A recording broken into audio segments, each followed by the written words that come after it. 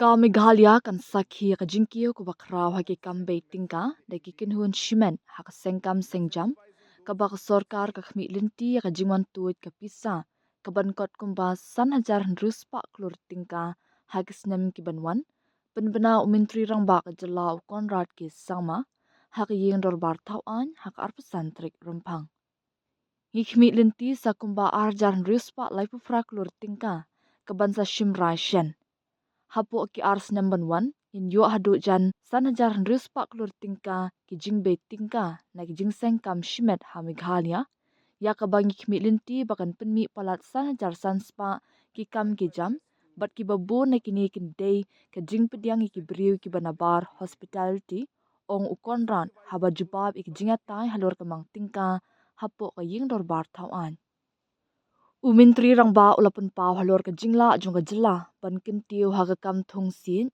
haba pentip ya ka jingwat benia bala penlong da ka MBMA ka MBMA kala penlong ya ka jingwat benia halor ka kam thong sin ki badan ha Meghalaya haba ki puli ya ka kaipon kila sngok men shibu namar ki jat sit ki ba kila wan kila shem ha Meghalaya bat ka ni kan pli ya ka lat baiting ka nakabenta ka sengkam sengjam kabankan arjar klur tingka haga jela ulaong.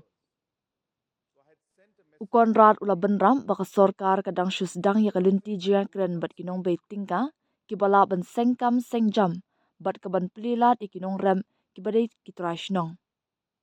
Hadien bakani kala urlong kani kan sa thaw omtang ya kamay kaji henry kan thaw kilat kilinti kibakraw nakabenta kinong rem jongi kiba hadien kin sala banthung sit hakarukam kabadai bat bakin sayop mentoy nakani benrap ukonran.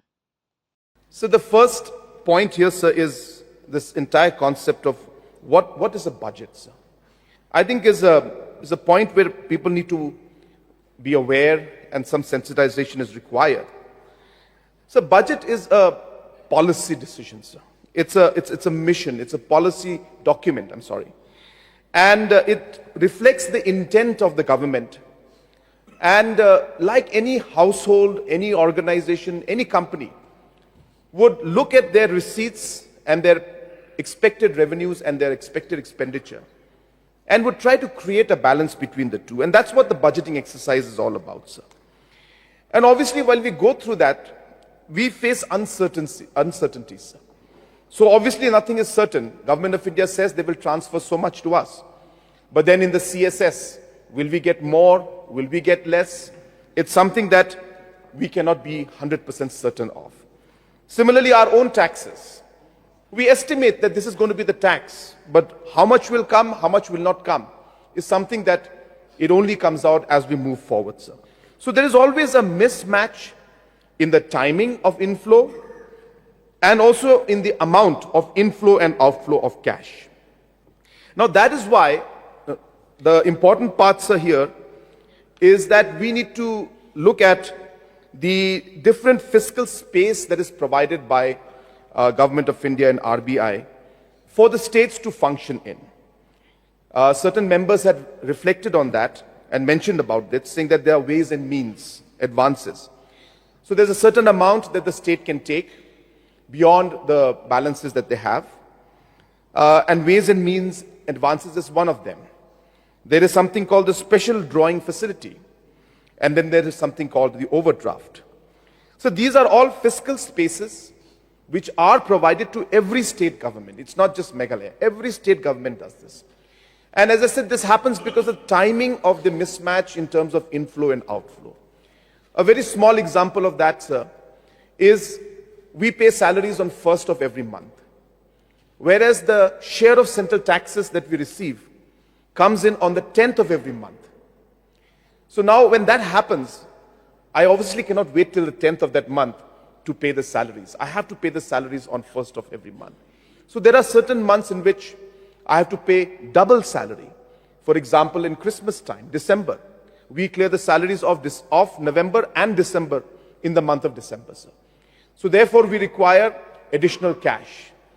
During that time, we also know that we need to clear large amounts of bills in terms of the bills of the contractors or salaries of casual workers so on and so forth. Last time we had to clear the scholarship of the students. So all these kind of expenditures which are there, and the mismatch, as I said, in the timing of the inflow and outflow, which happens in households also, sir. Suddenly somebody falls sick. We need money. We'll go to our neighbor and we'll ask for the money. We'll say, I'll give it back to you after 10 days when I get back my salary. And that's how even in a household things work. In a larger scale, government has got massive expenditure. But at the end of the day, it is important to balance it out. And at the end of the day, what is important is that we don't go beyond that particular level or the days in which the government has mandated. For example, overdraft. Overdraft, you cannot go beyond 36 days in a quarter. So you can have overdraft of 36 days in a quarter. So that is the mandate that has been given. And if you can look at the numbers in the financial year 2024, Meghalaya was overdraft in 14 days in the whole year.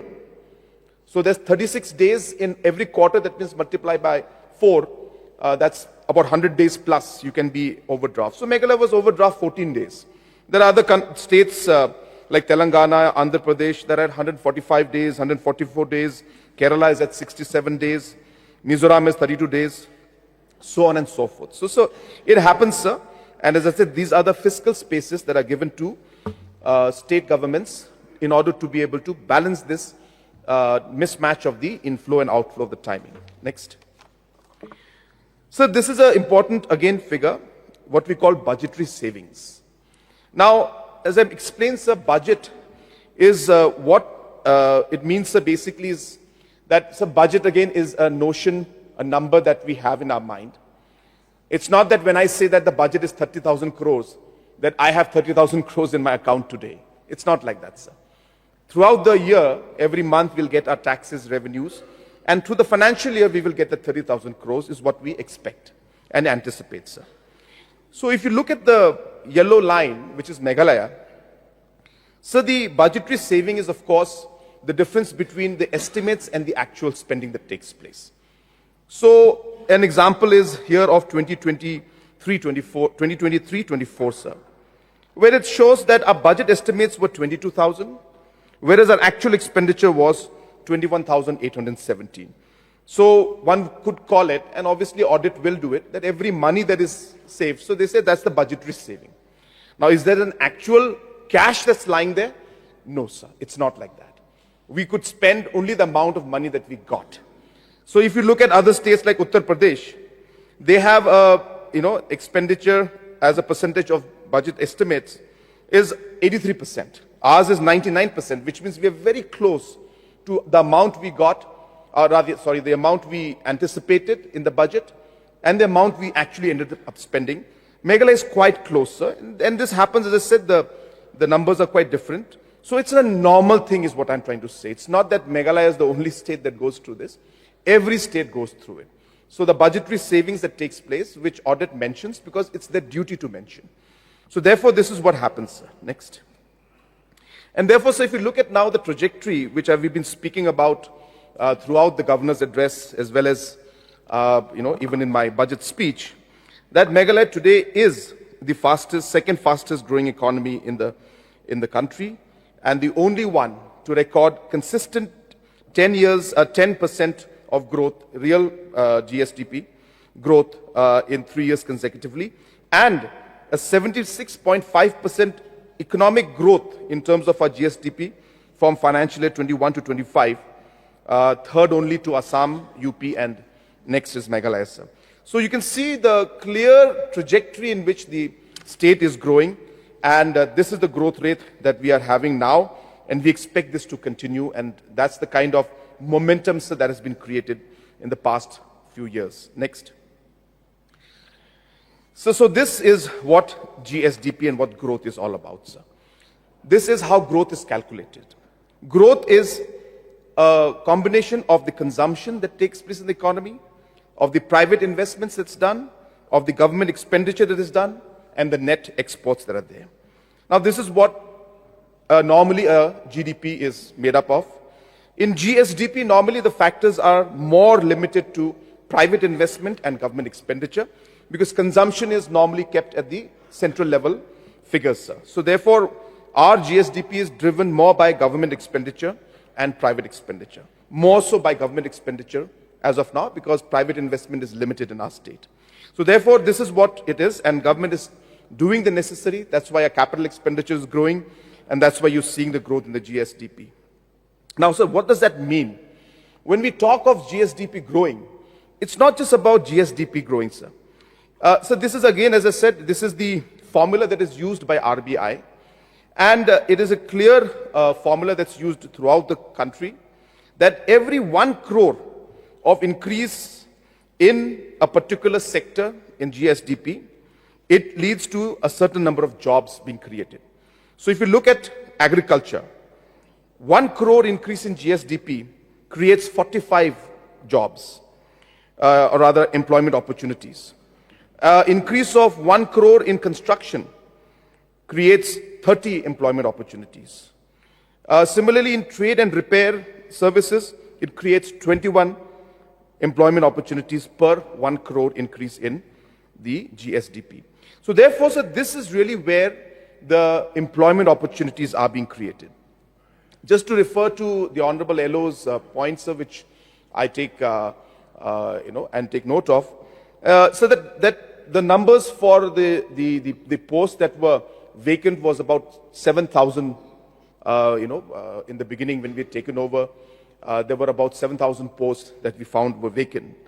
And through these last years, so we have been able to fill close to 4,000 of them, and more kept coming up. So 7,000 was, of course, not at the time we took over as such, but through the years, about 7,000 vacancies came up. So I stand corrected. Through the years, 7,000 vacancies came up, sir. And about 4,000 of them have been filled up, roughly, plus minus. And we expect that about this police, I don't know if the numbers Honorable LO had given have include the police or not, but that police, now the posts will be filled up, sir. So that will also add to the numbers, sir.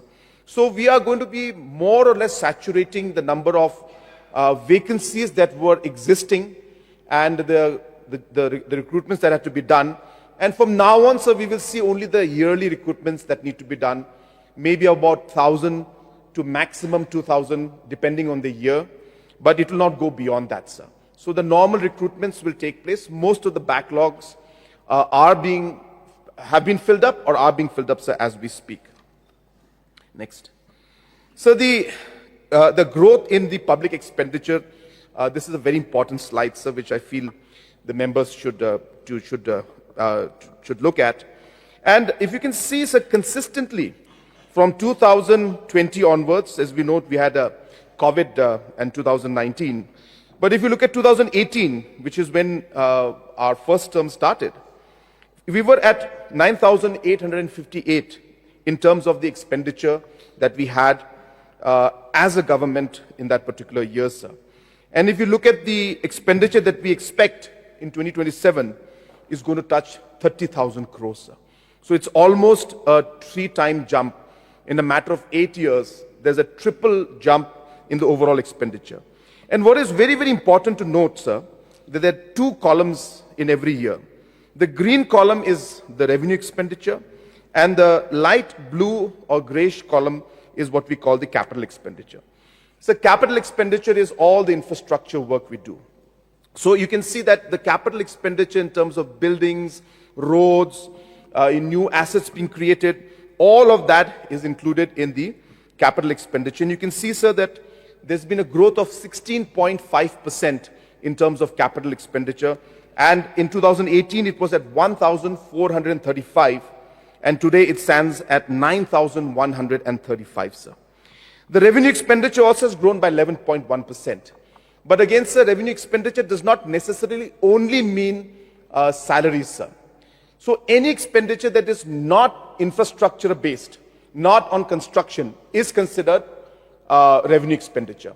So while a large amount is made up of salaries, in our case, sir, almost close to, in the year budget 2077, almost close to about 8,000 crores is going to be non-salary based revenue expenditure. What does that mean? That means we'll be spending on salaries and other things and pension and all about 10 to 11,000 crores. But a large amount of money is going to be spent on other welfare programs and other important expenditures for the public. For example, CM Assure, that is part of revenue expenditure, and it comes there. It was not there before. It's coming in, but this money is going to the people. The MHIS money, that is also part of revenue expenditure. The money we give to all prime programs, CM Elevate, Focus Plus, all of these expenditures come under revenue expenditure. So there are a large chunk of the revenue expenditure also is public-oriented expenditure. Next. So if you look at the receipts, I think this is a very important slide. Again, a lot of misconception is there that our expenditure and the kind of growth is driven by debt. So let me just show you the numbers. If you look at the dark, bright blue number with the top one which says borrowings. And in the chart, if you look at the numbers, it is the shortest one among all the three columns in every year. There's the shortest one, the dark blue one. So that is the amount of borrowings that we are doing every year, sir. So if you can see this expenditure that has grown, the receipts that fund that expenditure, if you look at it, sir, the borrowings only makes up a very, or rather the smallest amount of contribution to our expenditure and the receipts that we get, sir. The largest, in fact, is the state's resources. And when I say state's resources, sir, I mean the state's own resources, and I mean the share of central taxes. Because share of central taxes also is our own resource, because it's a constitutional mandate as per Finance Commission that that tax amount will come to us. So it is our state resource, sir. And as you can see, that is the number that has grown year on year, sir. And that happened because of two reasons. It happened because that's the light green column, the longest column. You can see, sir, in 2020 it was at 6,815. But our taxes went up to 19,887. It's a 3-time jump in our own taxes, mainly the share of central taxes. But that is our constitutional mandate, the money we get, sir. And it went up for two reasons. First reason is because the formula changed at a certain point in time, and Government of India, the impact of that formula change, it's a very complicated formula, sir, but just so that people are aware, that there are certain factors that come in. So the Finance Commission, as for the rest, for the general public also, and for our honorable members also, is basically the income tax and the corporate tax that Government of India collects. So Government of India collects income tax and corporate tax throughout the country. And then through a formula, the Finance Commission shares these taxes to the central government and to the states. That's what the Finance Commission's job is. So as you know, so from our state point of view, we hardly contribute because income tax, we're exempted from it. So technically, we're not contributing so much. And also in terms of corporate tax also, there are limited corporates. So we don't contribute much. But then having the federal structure and the constitutional provisions, maximum collection happens from Maharashtra, Gujarat, Karnataka, all these states collect the maximum. But then it comes into a central pool, and out of that, 59% goes for the central government's expenditure, 41% is shared by the states, and then sharing of this 41% among the states also is based on a formula which is affected by factors like population, geographical area, income distribution, forest cover, fertility rate, and contribution to GDP. So, to GDP, I'm sorry. So these 6 factors are taken into consideration. In 2015 Finance Commission, sir, the factors that favored Meghalaya and the smaller states and the forest covered states was applied in one way. And the Finance Commission then gave more weightage to those factors, because of which our share of taxes went up to 0.76% of the total tax share. And that led to almost an increase of about 200 crores in terms of our revenues per month on an average, sir. Anyway, so that's a very complicated formula. I don't want to get into all of that. But just telling you that formula changed and that benefited us. Number 2, the country's taxes started going up. So the more country started collecting income tax and corporate tax, the whole pie started increasing. So therefore, our percentage is a part of that pie. So when the overall pie went up, our share also went up. And that's why our growth today, our expenditures today are funded primarily from our own taxes, sir. So our own state taxes plus our share of central taxes, not by the debt or the borrowings that we are seeing. The borrowings we take, sir, is as per limits that have been prescribed by Government of India. The RBI, I'm sorry. So now, just to mention that that Honorable LO had also raised concerns, so very genuinely, that the issue of, sir, I'll come to that part, I think, in the next slide. So this is what I wanted to share, sir, that the receipts and the growth and the expenditure that we spend is driven by the tax growth and not by borrowing, sir. Next. This again is a comparative chart, sir, which is again a number that comes from MOFSP. That is the Government of India Statistics Department or Ministry. And here you can see, sir, the growth not anchored in borrowing, sir. So therefore, in terms of Meghalaya, if you look at the numbers, our borrowings as percentage of total receipts, which is the chart which I showed to you, sir, is for the financial year 2024 is 7.8%. So only 7.8% of our expenditure and the receipts rather which we get, only 7.8% is borrowings. The rest is all taxes that we either raise from our side or the CSS we get from center or the share of central taxes. And there are other states, sir, which are states like Haryana, Punjab, who are at a 30-35% level of the share of the borrowings to the receipts that they get, sir. Next. Sir, again, this is to showcase the overall resources of the state. So this is just the state resources. I won't dwell too much on this, but you can also see, sir, the dark gray. If you look at the lowest part of the columns, there is a gray area which you can see is growing, sir. So that is our own taxes. So what I mean by that is the taxes we collect from excise, the taxes we collect from GST, the taxes we have from VAT. So these three mainly add up to this number. And if you can see, sir, we were at 1,450 crores in 2018. And today, at 2027, we are estimating that we will touch 4,730 crores. Again, 3 times increase in our own tax collection at the state level. Whereas, of course, the green part is the share of central taxes, which is seeing the maximum growth. And I've explained, sir, why that has happened. Next. So this is a very important figure, which I will dwell on a bit. And this is what we call the Special Assistance to States on Capital Investment, very fondly called as SASCI. So a lot of people have heard SASCI. That stands for Special Assistance to States for Capital Investment. Now, if you look at this, sir, this is basically an amount that is given to all the states as an interest-free loan. So when I say interest-free loan, sir, if you look at the right side, this is what I mean, sir.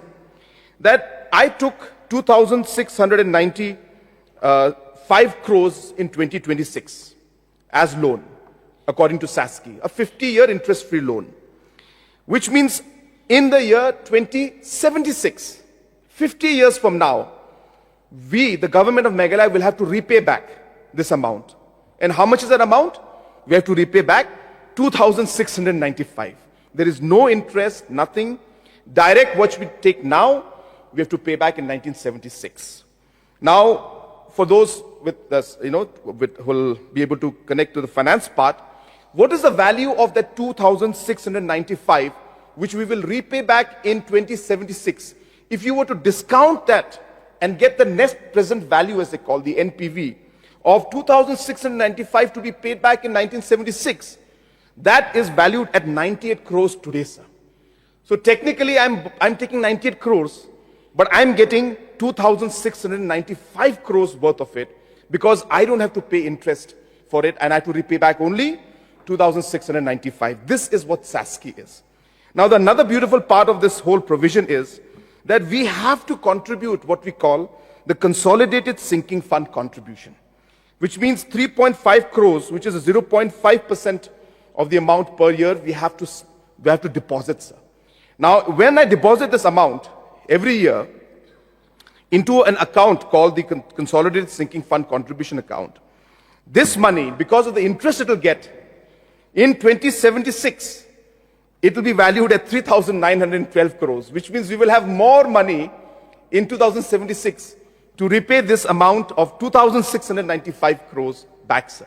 So there is a check and balance being created by the system so that we are able to repay this back, and therefore there will be no issue for the government then to repay this amount. So this is what SASCI is. It's a very well planned program by Government of India, and this is meant, as I said, to fund capital investment only. Now if we come back, sir, to the left side, look at the projected allotments that were given, sir. So the normative allotment, by normative allotment means the normal allotment which is given to states.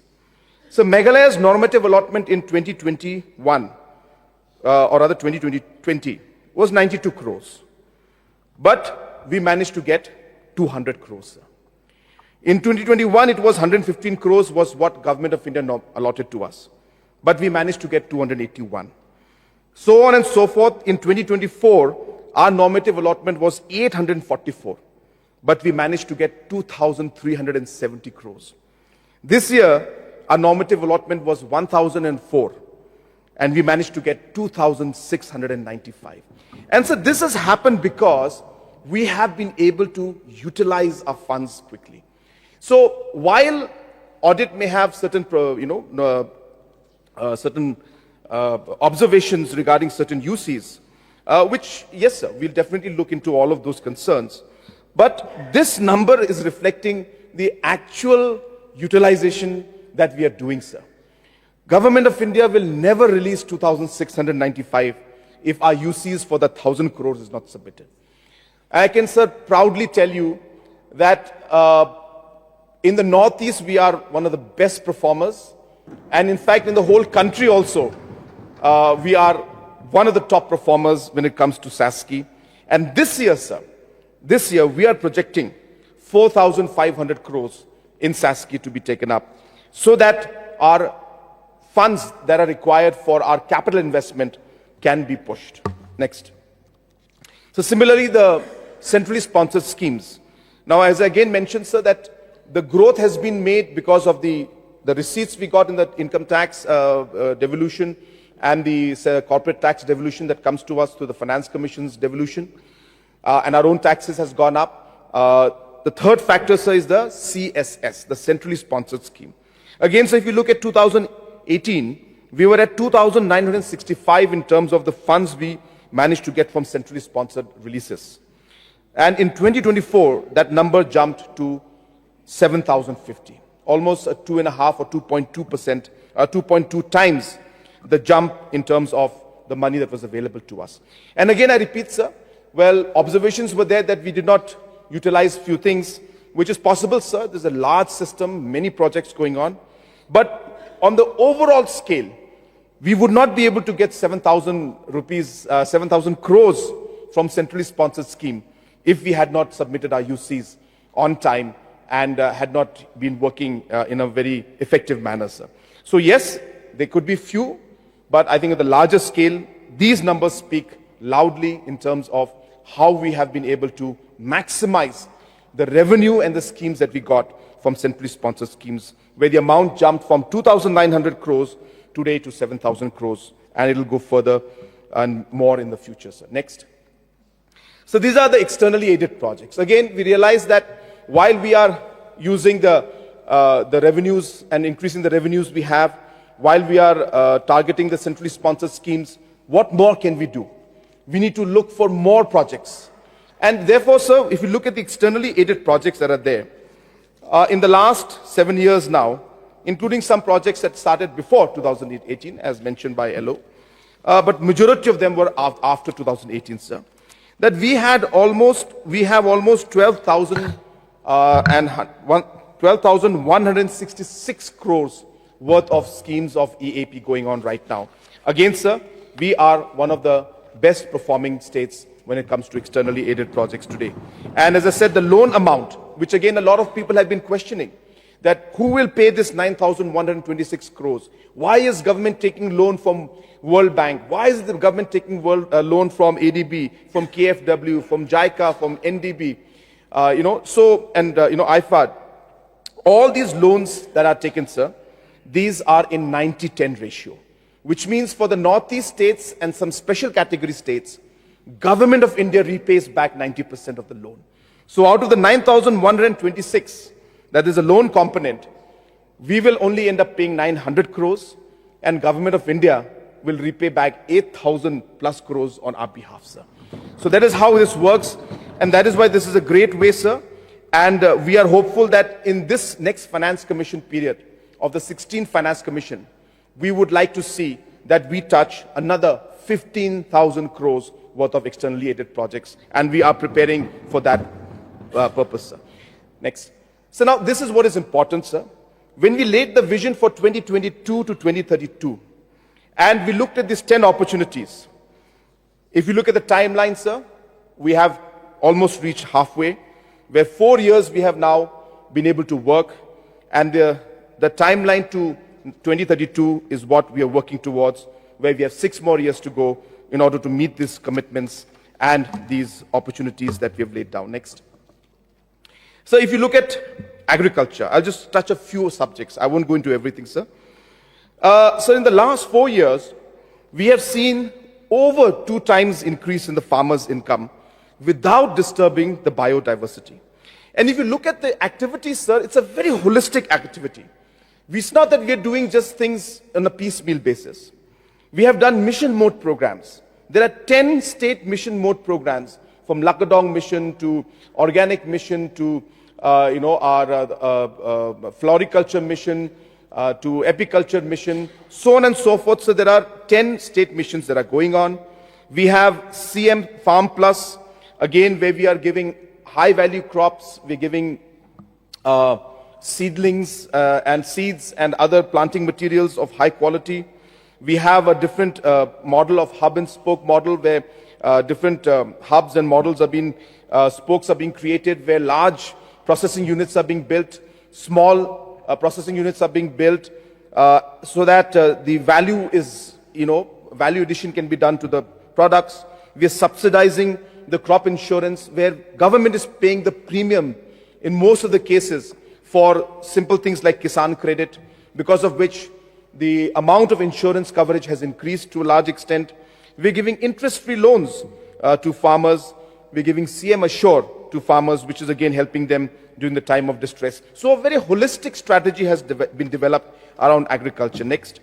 So if you look at an example of Umdihar, this is a very great example of how pineapple value has been taken out, sir. And again, this is a cooperative, sir. It's a cooperative where farmers are shareholders in this, sir. And if you look at the value, sir, if the pineapple, the fresh pineapple, is now #1 being sold to Safal and to Reliance, sir. So we're transporting it to Delhi for them. We're helping them. And they're getting about 22 rupees per kg basis, sir. So a bit of increase is there, about 46% increase in terms of the prices they would get in the market here, sir. Number 2, sir, in the same place, this Churrasco pineapples to Barbecue Nation, sir. As you know, Barbecue Nation is a food joint. And this particular pineapple, after being processed, is being supplied to Barbecue Nation, sir. And they are buying it at 115 rupees per kg. So that is again an 83% jump in terms of the value. And again, these are being done right here, sir, in Umdihar. And the farmers are working on it. Our youngsters are working on it. They are the ones, as I said, the amount that is farmers are benefiting is huge from this, sir. And as I said, the value of the processing, just this one unit, has touched 1.29 crores. Now further, sir, this particular pineapple is again being processed into IQF pineapple. And this is being sent to Europe, sir. And today the going rate for that is 640 rupees per kg. So from 22 rupees, today per kg, because of value addition that we're doing in Umdihar, right here in Ribhoi, the amount has gone up to 640 kgs per kg, sir. And we will now further expand this, and we will ensure that we are able to start making the powders, from pineapple, which can then be used in baby food, sir. You'll be happy to know, which of course we are not able to do right now because technology has not been installed.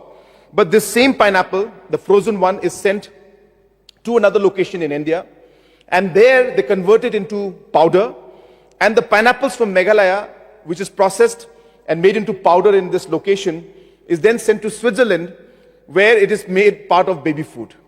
So it is pineapples from Meghalaya is now becoming baby food powder for taste and for other nutritious values in Switzerland, sir. So that's the kind of target we have. We are hopeful, sir, we will get there. Next. So similar in Tikrikila, Prime Hub. Here also similar things. So you can see in the bottom, if you can see those nice packets. So these are products that are made in Tikrikila, in Meghalaya, sir. They're being made right now. And of course, the most famous of that is what we call the Nokma ice cream, sir. And here, sir, again, there are 2,000 women shareholders in this cooperative society. So these are all owned by the farmers, by the women, by the people of that area. And as I said, different activities are being done out here. You can see some solar panels on top, sir. Just to share with you, this is almost 90% is run on solar energy, including freezer. I went there, sir. There was a minus 20 degrees freezer. And I was surprised and shocked to see that a minus 20 degrees freezer was being powered on solar.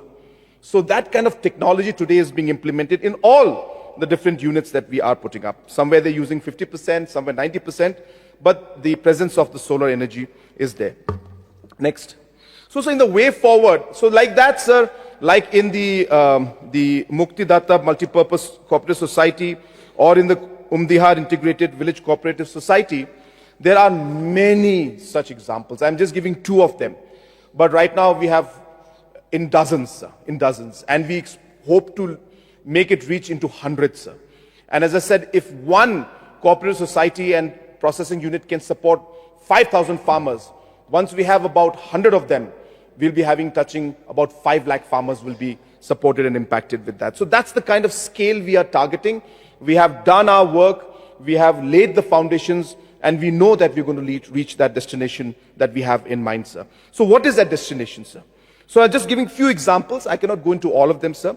But organic cultivation. So we are at 18,000 in 2020-21. In 2024, we were at 27,000. So my target is that by 2028, we should be having 1 lakh hectares of organic cultivated land under us. Similarly, sir, in ginger, Honorable Member had mentioned from Mauhati had mentioned about ginger. So we were at 66,156 in terms of ginger production. And 2024, we reached 71,000.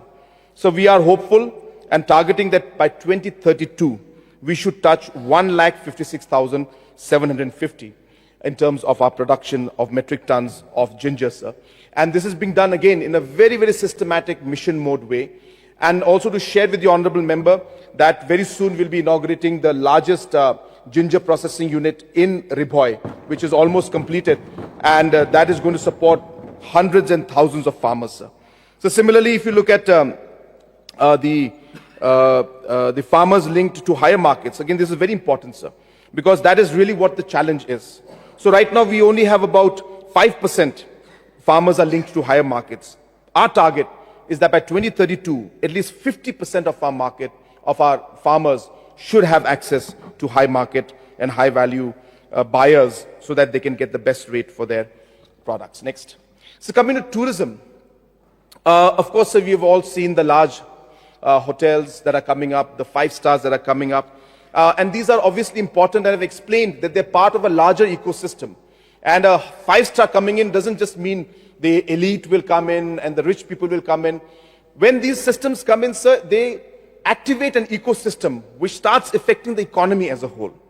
But while we do that, we also realize that homestays are maybe the best way to support our local people.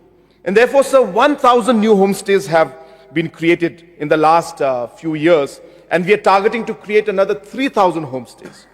So here I'll just give an example of Miss Isabel Areng.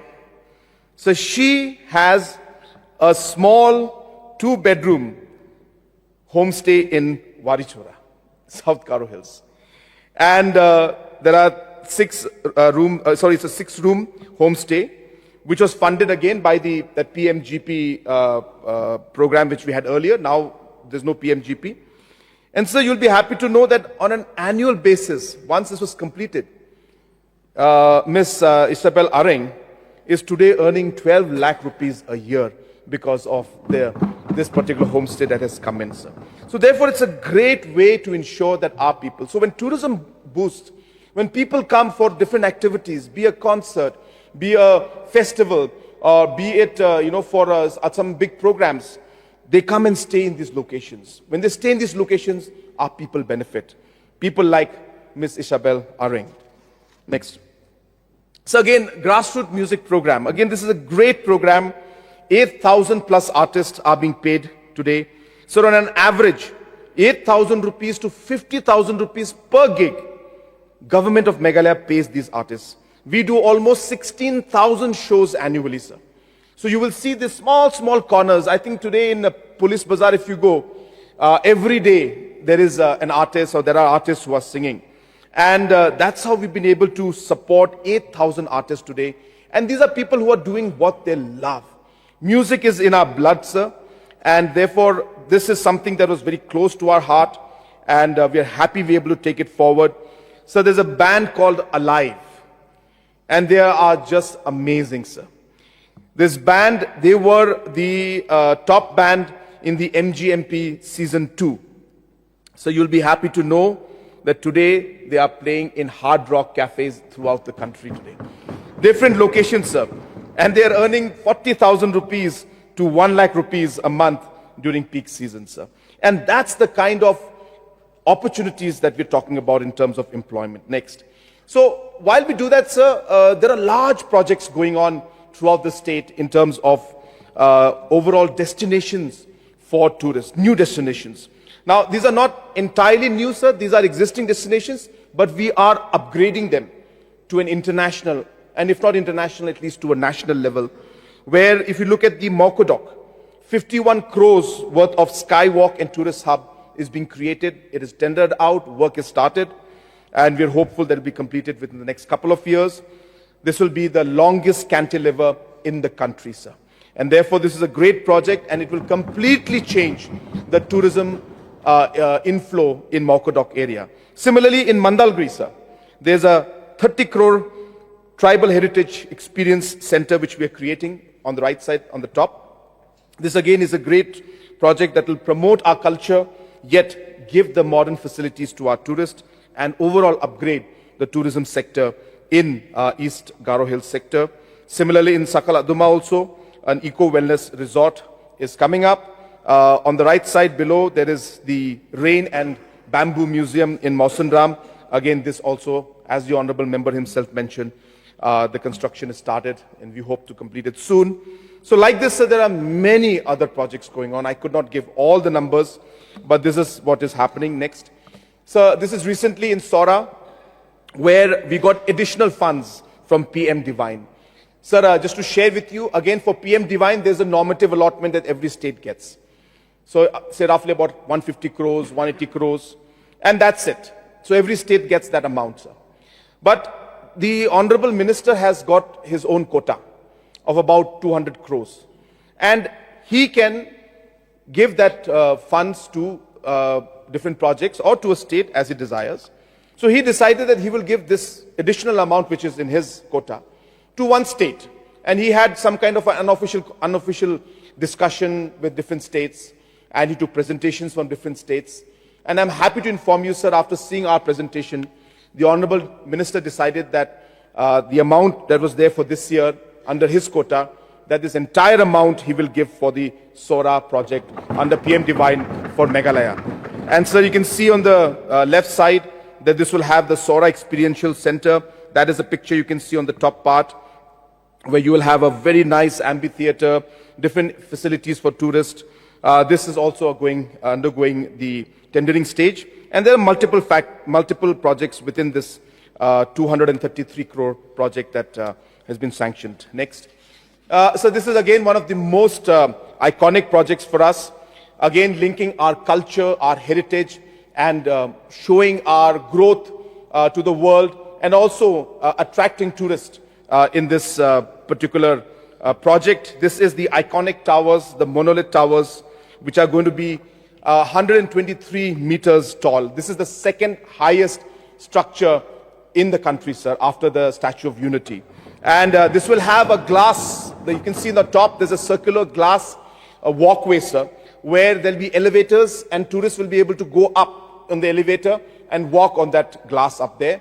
Not only that, sir, like we see in Burj Khalifa and other places, that there's a light show that happens where light is reflected and screen is reflected on the building itself. There will be light shows going on every day in this, where people at night will be able to sit down, have a cup of tea, sit in the restaurants and watch the culture of Meghalaya or stories of Meghalaya or different shows and programs that we will reflect through laser lights on the towers and create a screen. So this kind of a technology and this kind of a high-end project is being brought in. And as you're aware, sir, this project is going to be right next to our New Shillong, the Maukunu area, where we will be having other projects also happening, which will then ensure that that entire space becomes a huge tourist destination and a destination in an area of massive economic activity. Next. So the National Games, sports, coming to sports, is a very important event for us. And we are leaving no stone unturned to ensure that it goes better than we all can imagine, sir. Of course, there will be a lot of challenges. I'm not saying it's going to be easy, but we are hoping that we will be able to really ensure that we are able to give one of the best games that the country is seeing. That is what our target is, and we will need everybody's support to make that happen, sir. So there will be 39 sporting disciplines. It will be for about 19 days. 12,000 plus athletes and sports persons will participate. 8,000 volunteers from our state will be employed during that time, and overall 30,000 indirect employment opportunities will come up. So this is a very important part, sir, and of course this is something we are looking forward to. Next. Sir, this is of course the iconic Maukunu football stadium, the largest football stadium, dedicated football stadium in the country, sir. And this will be the first FIFA Category 1 stadium, sir. And again, it's inspired by the bamboo basket. This is going to have not just a stadium, the iconic towers are going to be next to it. We'll be having also the Center of Excellence for Football in terms of training, which will be run by Northeast United, will also be right next to it. And once this comes up, sir, we will be ready to host any international tournament. And this will be a symbol of our commitment towards football in our state, sir. And we want to showcase to the world that Meghalaya is ready and is going to be the football capital of the country, sir. Today you've seen, because of different support that we've been doing, different programs that have built up in football, football has, sir, once again started to get back that interest that once people had. And it was slowly somewhere dying and fading away, sir. But today, many infrastructures have come up. Many people are in sports.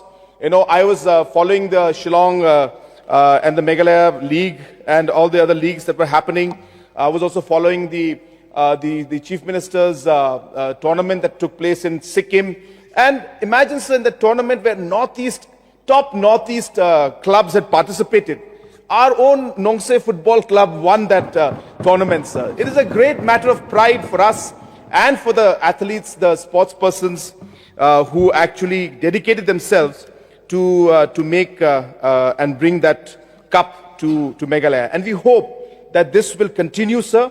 And in the days to come, as I said, we will become the football capital of the country, sir. Next. So these are the other infrastructures which are coming up. Again, the top two are already complete. The PA Sangma complex, where the indoor football, indoor sports, indoor swimming pool, indoor badminton court, squash court is almost completed. We expect that by June of 2026, we will be able to inaugurate that part. The integrated sports and hospitality center is almost complete, sir. We expect that by next month, early, we should be able to inaugurate this also. And the aquatics and tennis complex is under construction. Next. And therefore, just to showcase, sir, we have close to 303 total sports infrastructures being built throughout the state, sir. So some people may feel, oh, only Tura only Shillong is getting the benefit of it. No, sir. While we are building large infrastructure in these locations, we are aware that for sports to develop, it must be spread across the state. All rural and interior locations also have talented youth. They must be given the opportunity. And hence, 2,100 crores worth of infrastructures are being created in different parts of the state, in different districts, in different constituencies. As I said, 303 infrastructures are being created, sir. Next. Sir, under the STAR program, again, this is amazing. Sir, Enriana G. Bowman, 16-year-old girl. She is from North Garo Hills. A very, very inspiring story, sir. About 4 years back, we started a program where we started to screen our youngsters who were at the age of 12, 13, 14, 15. Sir, in sports, in India especially, we have seen that we wait for a child to be 16, 17, 18, and suddenly the child starts to run very fast and we say, wow, this guy can run. Not realizing, sir, that the time to nurture and to train and to build up that person's talent, the time is over. The person has already reached his or her peak. So it is important to identify the talent at a young age. Number two, it is important to identify the talent that they are good at. A lot of times, sir, we start playing football. Sir. I used to play a lot of football, sir. But I don't mind sharing this, though it's slightly embarrassing. But I don't mind sharing this, that because Shillong was so football-centric, I was in St. Edmund's School. And used to have A team and B team because there were so many, kids who wanted to play football. And then suddenly I realized that I'm not good at football. So I was the goalkeeper of the B team in my class. When I went to Delhi, because Delhi's level was not as good, they were better in cricket, they were not good in football. So because I was B team football goalkeeper in Shillong, I became the school goalkeeper in Delhi. That was the level of difference. But obviously cricket, Delhi is far better, sir. My point is, sir, that this particular program allowed us to nurture and to pick talent and to be able to give that opportunity to these kids in sports and in areas which they never thought or never imagined that they would be good at. So in Enriana's case, she never thought that she would be good at long jump. She used to be into athletics, running, doing other sports. But when we tested her, we realized that she has got potential in long jump. So today, she trains 4 hours per day. In the Junior National Athletics Championship, she got the 7th place, sir. There was a time when Meghalaya would not even qualify. But today, in a few years, she has reached this level, sir. We are hopeful. Like Enriana, there are many more, sir. I'm not showing the rest. But we will have many more such star athletes come up because they have been scientifically tested. They have been selected. We are investing in each one of them in terms of counseling, in terms of physical support, in terms of financial support, in terms of educational support, and we are guiding them in the right direction. Next. So, of course, this is a very small aspect, but very important. We all in Shillong City will feel the importance of this, that a lot of the vendors have been relocated. We will continue this process, and in the next couple of years, we hope that we'll be able to really regulate the entire vending areas. Next. So these are just some pictures of some iconic projects that are coming up. In top is the Tura Integrated Administrative Complex, which is what we'll be calling the additional secretariat. The PM Unity Mall on the right. The Wamukra Riverfront Development on the bottom right. And bottom left is the Tura Convention Center. All these constructions are going on as we speak, sir. And we expect them to complete them in a year or maximum a couple of years. Next. Even in terms of different other projects, sir. Again, the Meghalaya Skill Innovation Hub, 102 crore project, already the work is started. The Shillong Technology Park Phase 2 will be inaugurating in the next couple of months. All this is happening, sir. And again, as I said, this is what our vision is to develop the new Shillong city area. Next. This is a very important and very nice picture, sir. So this is the construction of the new secretariat in Meghalaya. This has just been 3 months, sir. In 3 months, Already we are at about 30% of the civil work is almost complete, sir. So things are going on at a very fast pace, and we are very confident, sir, that by mid or late of next financial year, we should be able to shift the secretariat to this new complex. And as I said, the picture shows it, sir, that the work within a matter of 3 months, we are already seeing about 30% of the civil work completed. Next. Again, sir, CM Elevate is something that we're doing. We are pushing, we are promoting this. Again, it's a mechanism to create employment for our people. Again, a small example of what CM Elevate does, sir. So we have Balajit Sungo, and he started what we call the Book My Show of Meghalaya. So it's called Only Bees Private Limited. And when he started off, sir, Balajit had a revenue of 6 lakhs. Just 6 lakhs.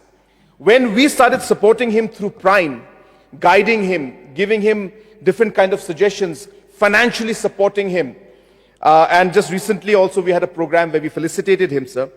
I'm happy to tell you that in a matter of 3 years, with all the support from Prime, CM Elevate and Government of Meghalaya, Balajit and his team are earning 2.04 crores in terms of revenue in matter of 3 years, starting at just 6 lakhs. And Balajit is just one of the 2,847 beneficiaries under CM Elevate and Prime, sir. So therefore, a lot of things are happening. Next. So similarly, again, another very nice example of Walambok Pinrop, sir. And again, he is part of the Prime program, and his project is amazing, sir. So I think for all of us who were not aware that, sir, the airy silk we get, though the cocoons grow here, sir, and though the cocoons are taken out here, the entire process of spinning the airy yarn was sent to Guwahati, sir. So we never used to spin the yarn here because we didn't have the technology. We didn't have the factory or whatever you call it. But today, Wanlambok Pinrop, he has put up the first and the only airy yarn spinning and manufacturing unit in Meghalaya. And we, from Prime and Government of Meghalaya, have given him a 50 lakh zero interest-free loan from Prime and 25 lakh grant from Nectar. And with that, you can see the picture on the right, sir. Today, our airy is being made and the yarn is being spinned right here in Meghalaya. Finally, a truly made in Meghalaya product. And again, sir, Wanlambok Pinrop is just one of the close to 4,500 entrepreneurs and beneficiaries who has benefited from programs like Prime, and we hope that we will continue this in the future. Next. So this is again another very exciting thing which we're doing, and we hope to continue this in the future. On the right, sir, you can see the lady in the mask. So that's a nurse from Meghalaya, and that person is in Japan. And like this nurse, there are 29 nurses right now. And in Singapore, there are 10 of them, sir. If you still continue to look on the right, sir, at the bottom, there's a small table or a small box.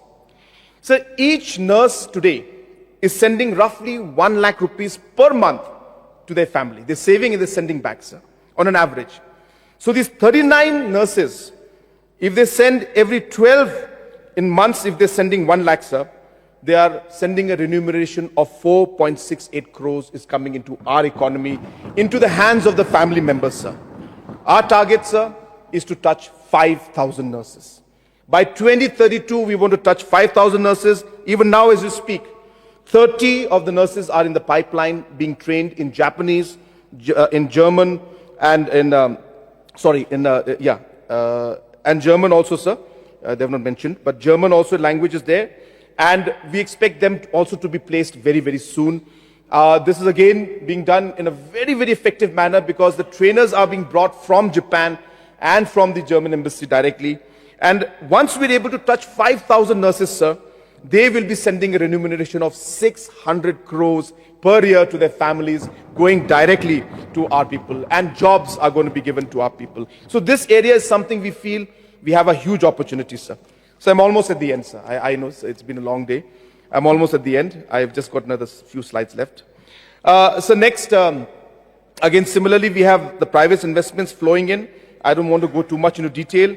About 9,162 have been registered in the UIP, that's the Unified Portal, and 3,000 has been grounded, which means this already fixed and work is started.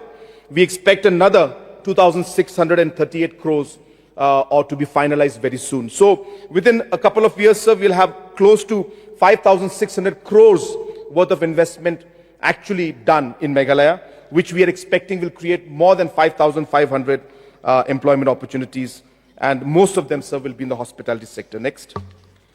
It's another great area which is coming up, which I want to share. It's of course too early to give all the details, but sir, we are in touch with many bamboo-based industries, sir. There is a huge interest because a study was done by MBMA on the different variety of species of bamboo and the plantation that is there in Meghalaya. This study, which is quite thick, sir, was given to different agencies and different entrepreneurs from the globe and India. When they read that report, they were so excited because the variety of bamboos they were looking for was what they found in Meghalaya, sir. And that is opening up an opportunity of almost close to 1,000 crores of investment for us. We are at a very, very advanced stage of negotiation.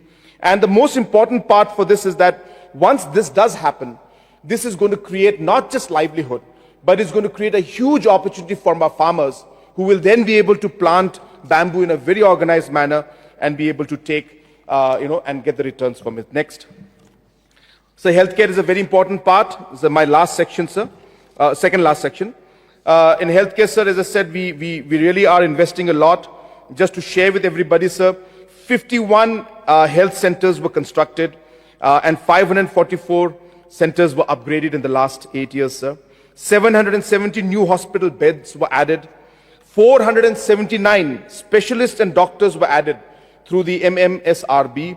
76 doctors were trained for being specialists, and 6,700 village health councils were activated, sir. So this is work has been done in the healthcare, which of course a lot more needs to be done, but I'm just showing what we have achieved. Next. In the Safe Motherhood program, sir, as we have all mentioned, it has been a great, great benefit for the people. We have saved lives. A lot more needs to be done, but we are focused on this. Next. So last section is on education, sir. And I'll just take at least 1 minute on this slide, sir, because I think it's important for people to absorb. So this is an important slide. It just shows the schools in Meghalaya, the number of teachers, and the government aid schools and the aided schools, and compares it to the other states in the Northeast, sir. So if you look at the first column, our population as per 2011 census was at 29 lakhs. Tripura was at 36 lakhs. But if you go to the next column, you'll see the number of schools. While our population was 29 lakhs, we had 14,582 schools, whereas Tripura had only 4,900 schools. And if you look at all the rest of the states below, they are all below 5,000 schools. And Meghalaya is at 14,582. If you look at the number of teachers, we have 55,160 teachers, whereas Tripura has 36,000 teachers, and Manipur has 42,000 teachers, and everybody, the rest is below 42,000, sir. If you look at government schools, we have 7,783 government schools, sir. And the most important one is the last one, if you look at the government aided schools. These are what we call the ad hoc schools and deficit schools, sir. Meghalaya supports 4,172 schools today. Ad hoc grants are being given to them. Whereas if you look at all the other states, Nagaland is 0, Arunachal is 68, Manipur is the highest at 583, Tripura is 43. So we are maybe the only state that is today providing grant in aid to 4,172 schools, which of course is benefiting, sir. It's adding to the education system. But I'm just showing this to show the complexity of the challenges we face as a government and as a department in order to improve the overall education system. But in spite of that, next, so we are happy to inform you that large number of schools have been upgraded.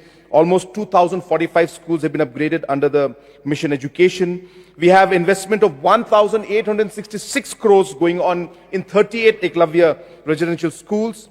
And, sir, the CM scholarship, which I have announced, which will provide 6,000 rupees per year for all eligible students, is also going to be distributed, in fact, on the 6th of March. Just to share with all of you, and I'm very happy to inform, sir, you, and through you to the House, sir, that 6th of March, the MDA government will be completing 8 years of government. And this is a proud moment, sir, for us. For 8 years, the people of the state have given us the opportunity to serve them. And therefore, to mark that anniversary or that 8 years of completion of service to the state and to the people of the state, sir, apart from other programs, we will be releasing the CM scholarship to over 1 lakh students on the 6th of March. So on the right side, if you can see the chart of the pass percentage. Again, there are people who comment different things, which is fine, sir. But I think what number we're looking at is the last row, sir, where you can see that the pass percentage in SSLC has jumped dramatically to 96%. And again, it was to be at 50% on an average in the years before, sir. Sir, I was very particular about this. And the reason I was particular about this is for a simple reason.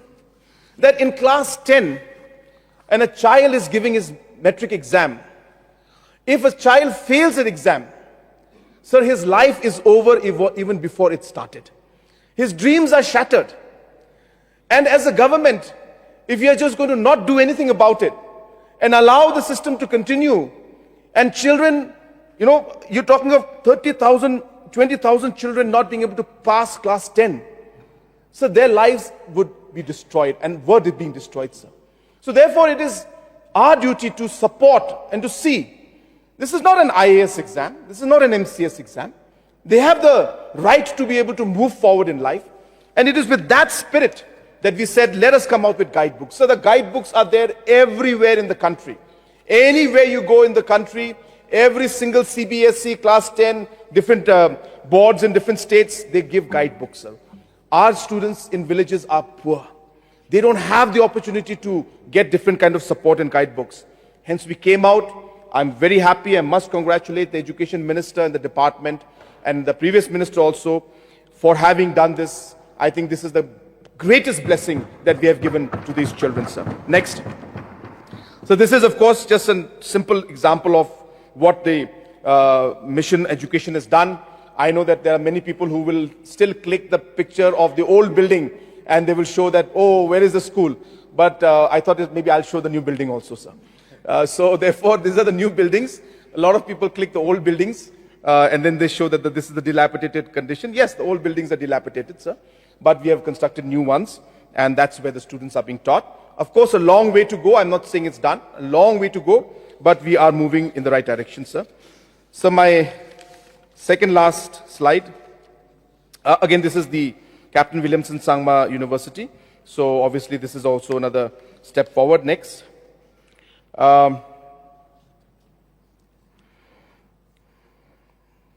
So this is regarding roads. Again, roads, we have spoken a lot about it. But as we can see, sir, that we have seen almost a 1.2% or times increase in terms of the road network today in the state. And I must take this opportunity to congratulate our Deputy Chief Minister and the PW department and all the engineers and officers for the excellent work that they're doing. So last, coming to the culture aspect, next. So this is a great moment, sir. The living root bridges have been sent as India's nominations. As you know, India can nominate only one proposal. So from whole country, they selected the living root bridges to be sent as the nomination for the UNESCO World Heritage Site. So it has taken 10 years to prepare this dossier. Thousands of meetings have taken place. Multiple reports have been done. Thousands of field visits have been done. It's a very long process. It looks very simple. But for last 10 years, this is being worked on. I'm very happy that finally we have reached this stage. And I'm very hopeful that this will come through. And this will indeed be not just a proud moment for us, sir, but it will be a tribute to our forefathers. It will be a tribute to our tradition. It will be a tribute to our state, sir. So we really look forward for that. And the last slide, sir, is again talking about the culture and heritage. So we are very happy that different aspects of our culture is being promoted. This is a very special program to me, sir, where we are giving funds to our local researchers to research different aspects of our culture, different aspects of our indigenous studies, art and culture, sir. You have altar Liasen Kongtao. So he is documenting the traditional and religious practices of the Saured Khairim CMship. And this is being supported again by the CM research grant. So we have ANP Marak. He is researching and doing the study of the historical evolution and development of the Nokba ship in Garo Hills. We have Dr. W. Sinkon, who is doing the cultural preservatives on death and mourning, a study of the Jaintia tribe in Meghalaya. So like that, there are so many researches today going on. So as I mentioned yesterday, and I'll close with that while economic growth takes place, the economic growth must translate into real change for the people at the grassroots. People must benefit in terms of job creation, in terms of the overall livelihood going up, in terms of their overall condition at the grassroots level increasing. But while we do that and economic growth takes place, we must connect to our roots. We must connect to our tradition. We must maintain and protect our identity. And that's where culture comes in, and that's where investment in our culture is important. And it's only when we have these three pillars working together will we have a sustainable and a real growth. And that is the growth story which we want to project for the next 6 years, sir, till 2032, when Meghalaya turns 60. And I'm very confident, sir, that with the support of all the members, with the support of the team, and most importantly, support of the people and blessing from the Almighty, I'm confident, sir, we will achieve the goal that we have set out to achieve. With these few words, sir, I once again thank all the members for their participation, and with that, I resume my seat. Thank you, sir.